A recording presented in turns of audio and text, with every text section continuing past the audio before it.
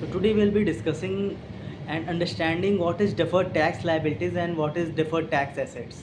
So deferred tax arises because of the temporary difference between the accounting income and the taxable income.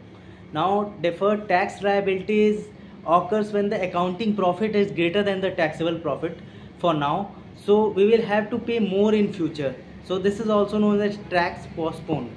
And the deferred tax asset DTA, it occurs when the taxable profit is greater than the accounting profit, so you will have to pay less tax in the future. Now it matters for an analyst because there is a difference between the real and reported profit.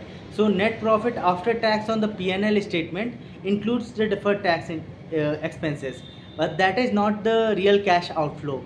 For FCFF and free cash flow to the firm in DCF valuation, we adjust for the actual cash taxes that have been paid. Now deferred tax can also be a red flag, as large growing DTLs could signal aggressive tax default rate or future liability buildup, and large DTA may not always be realized beforehand. For example, Tata Steel uses accelerated depreciation under tax laws, so tax paid is less than the tax expense, and the result is that there is high DTL, but not alarming, as this is tied to the large capex base that is needed for the company. Thank you.